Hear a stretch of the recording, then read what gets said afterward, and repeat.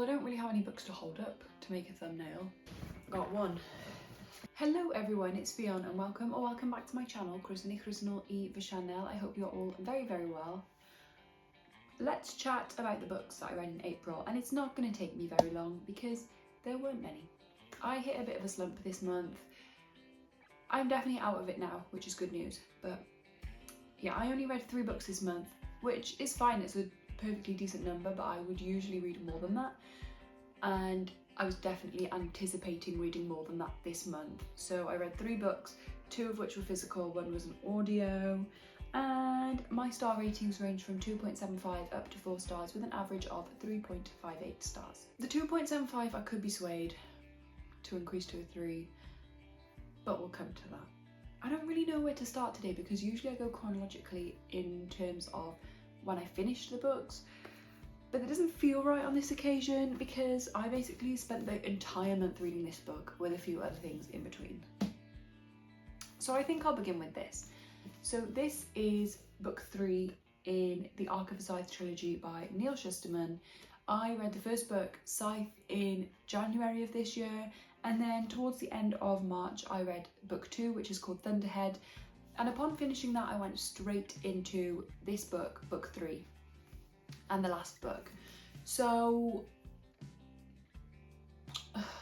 where to begin? Firstly, I have really enjoyed the series on the whole. The first book was definitely my favourite, but that is how series tend to go for me. I kind of get not necessarily fed up of being in a universe, but just ready for something different. I'm definitely a standalone person over a series person, which I think is quite unusual, but that is just my preference. However, I started this book and I was hella confused. This book starts off with so many varying characters, timelines, plot lines and locations. I didn't know whether I was coming or going. I was really confused for the first 85-ish pages, and then once I hit that point it started to get interesting. I started to understand a bit more what was going on and feel a little bit more invested in the different storylines and the characters once I'd found my footing. But those first 80 to 85 pages I was just confused to the point where I wasn't really reaching for it. A couple of different factors as well. A couple of people in my life are expecting babies very soon, so I have been crocheting like my life depends on it, which means a lot of my free time has been spent crocheting over reading. But again, I do think part of that as well is that I just wasn't itching to reach and pick this book up because of how I was experiencing it.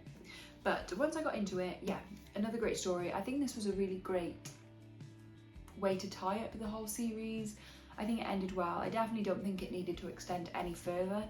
If it was to extend further, I can't say that actually because it will spoil the other books. But I was gonna say I have 2 characters who I'd be probably more invested in exploring themselves as individuals and a potential relationship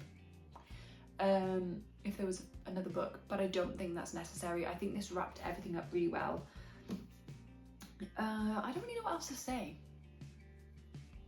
It's a YA dystopian fiction series in which all death is cured. Nobody dies of natural causes. Nobody can even murder people because anyone can be revived. The only way a person's life can end is if they are gleaned by a scythe, which obviously the first book being called Scythe.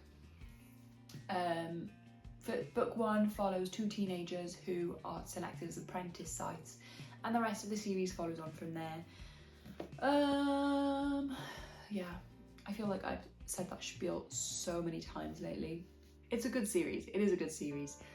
If you're into YA dystopian, I'm happy to have completed it. It's not like me to complete a series in quick succession, so I am thrilled that I've read all 3 books this year and that is me done. I don't know if Neil Shusterman has any other books. Oh, Neil Shusterman is the New York Times best-selling author of more than 30 award-winning books for children, teens and adults.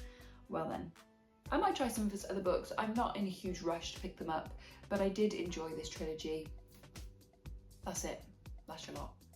But before I finished this book, I logged onto my library page because this book's taking me ages to read, right? I thought I'd finish it maybe around the 10th of April. I knew it wasn't going to be a super quick read because it is chunky, and like I said, I've had a few other things going on. But I didn't think it was going to take me a whole month. It did. So I logged, and I'm thinking, okay, I've got 2 library books to read, but I'll just have to renew them. Luckily, a week before the renewal date, I went onto my library app and saw that one of the books said, this book cannot be renewed, somebody's put a hold on it. So I'm like, oh God, I gotta get a move on. So this book went on pause. I picked up this other book, which was The Girl Who Fell Beneath the Sea by Axie O. This is a YA, maybe middle grade actually, it was very young. Like cozy fantasy. I guess if you're 11 it might not be that cozy, but to me it felt that way.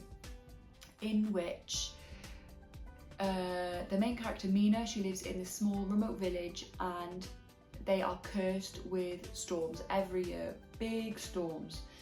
And this is because however many years ago the sea god lost his bride or something like that, or for whatever reason they're under curse by the sea god. And so every year when the storms start, this village sacrifices a girl to be the sea god's bride, and he will not lift the curse until his true bride is found and sacrificed to him.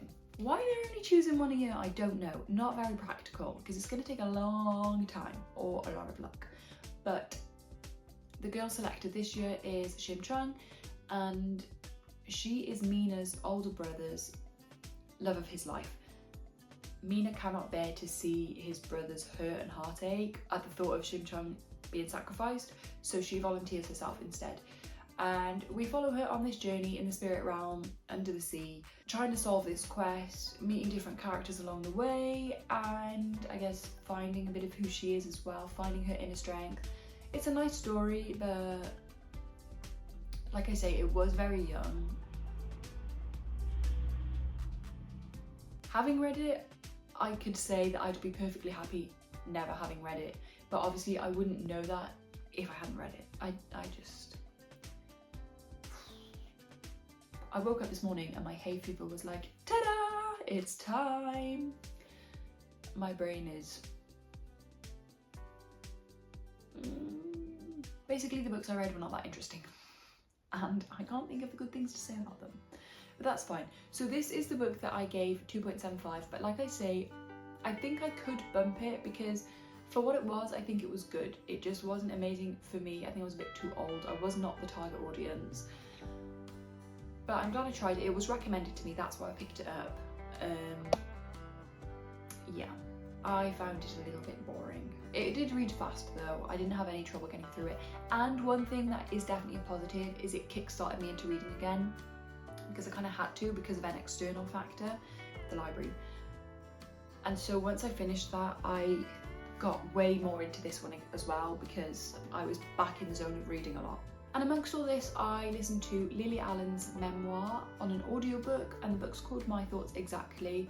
I listened to it on Spotify where she narrated it herself, which is always a plus for me in a memoir because you can really get the tone of the person telling you about their own experiences.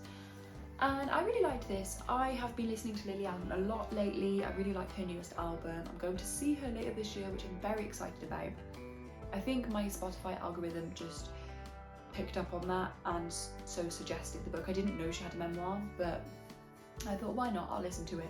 And I did really enjoy it. I thought she was really well spoken, very reflective. She's definitely had some hardships throughout her life. There's a bit of controversy about whether she's a nepo baby because she has a lot of connections, and she doesn't dispute that, but she also does say like, yeah, okay, I've maybe had more opportunities, but I've still worked really hard to achieve what I've achieved, and I completely respect that and actually agree with what she said. She's definitely made some bad decisions, and some of what she said she's done was a bit cringeworthy, like why did you ever think that was a good idea? The way she spoke to someone or the way she worded something that she put on MySpace was a big sight for her. Quite judgmental. I mean, you can see that from her earlier songs. A lot of judgment and a lot of hating on other women. but she came across as very reflective and self-aware, which I did really appreciate. And I think, like, we've all made mistakes, but if we can speak about them and learn from them, I don't necessarily think that's a bad thing. I liked it, and I gave that 4 stars as well. I don't know if I said I gave this 4 stars. I gave My Thoughts Exactly 4 stars and 2 Birds and 5 for The Girl Who Fell Beneath the Sea, and that's your lot. Not my best reading month, probably one of my worst reading months for quite some time, but it comes in waves, doesn't it? And that's absolutely fine. I still love reading. It's still one of my main hobbies. It just kind of took a step back this month. So what? What am I trying to say? I'm so bad at this. If you feel so inclined, let me know how your reading month was in April. Did you have any good books? Better than me, worse than me, what did you think? And I hope you have a great day. Am I okay? That wasn't a lie. I do hope you have a great day, but it just sounded so insincere. But there we go. Okay, bye.